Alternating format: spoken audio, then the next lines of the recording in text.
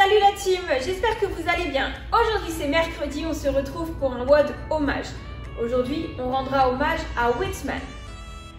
Dans ce WOD vous aurez 7 tours à réaliser le plus rapidement possible. On démarre avec 15 kettlebell swing.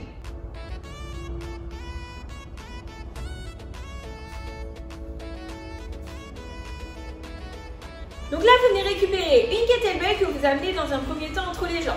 Puis vous allez l'amener au niveau du bassin en effectuant un deadlift. Suite à ça, vous allez pousser les fesses vers l'arrière, engager les hanches vers l'avant, serrer rapidement les fessiers et propulser la charge au-dessus de la tête jusqu'à bras tendus. On aura des charges RX aujourd'hui recommandées de 24 kg pour les hommes et de 16 kg pour les femmes. Après ces 15 kettlebell swing, vous partirez sur 15 power clean.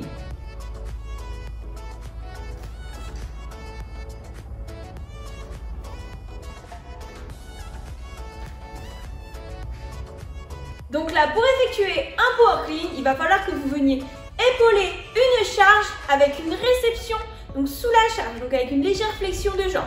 Donc là, moi, pour la démonstration, j'ai utilisé une barre. Donc, j'ai le regard bien vers l'avant, le dos bien droit, la poitrine sortie. J'ai les mains largeur d'épaule. Puis je viens dans un premier temps pousser en jambe, serrer rapidement les fessiers, je hausse les épaules et je passe les coudes sous la barre avec une flexion de jambe. N'oublie pas de revenir en extension complète à chaque fois avant de redescendre la barre. Là, je pars mi-tibia pour évaluer un petit peu la hauteur des plates. Vous pouvez très bien aussi réaliser avec une dumbbell, donc là en unilatéral ou avec la double dumbbell. Si vous n'avez qu'une dumbbell, dans ce cas-là, entre les jambes, départ au sol et on vient épauler de la même façon. Si vous en avez deux à l'extérieur, on vient épauler également de la même façon.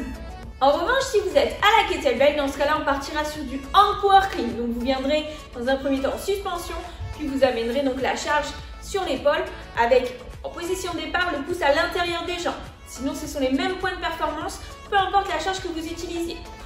Cependant, on recommandera une charge RX aujourd'hui de 40 kg pour les hommes et de 30 kg pour les femmes. Après ces 15 power clean, on passera à 15 box jump.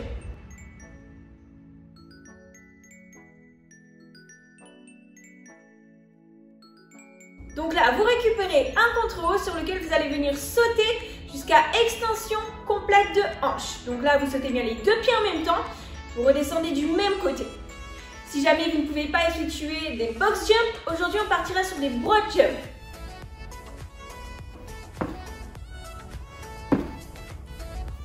Donc là, départ en squat, donc les pieds largeur d'épaule, pointe de pied vers l'extérieur, on casse la parallèle des genoux. Vous allez effectuer un saut vers l'avant en effectuant une extension de hanche lors de ce saut. Et vous allez réceptionner de nouveau en squat. Donc là, vous partez également sur 15 répétitions. Après ces 15 box jump, donc broad jump, vous avez fait un tour, il faudra en réaliser 7 au total sur ce WOD. Pour l'échauffement, aujourd'hui, vous allez devoir réaliser 3 tours. Et on démarre avec du ice skating.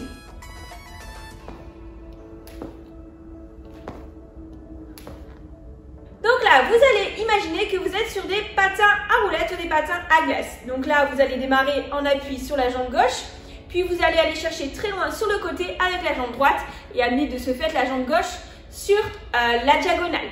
À chaque fois, vous enchaînez donc et vous changez de jambe. Après c'est dit ice skating, vous partirez sur 10 commando plank.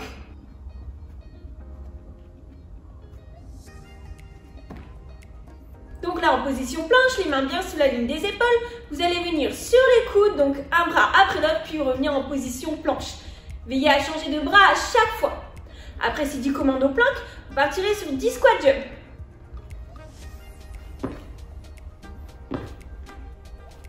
Donc là, vous reprenez les points de performance du squat, donc bien les pieds largeur d'épaule, on casse bien la parallèle des genoux.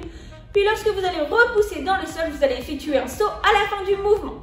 Veillez à être en bonne extension de hanche à la fin du mouvement. Et on termine avec 30 mountain climber. Donc là, de nouveau, en position planche, les mains bien sur la ligne des épaules, vous allez amener les genoux à la poitrine de manière dynamique. Après ce mountain climber, vous avez réalisé un tour, il faudra en réaliser 3 au total.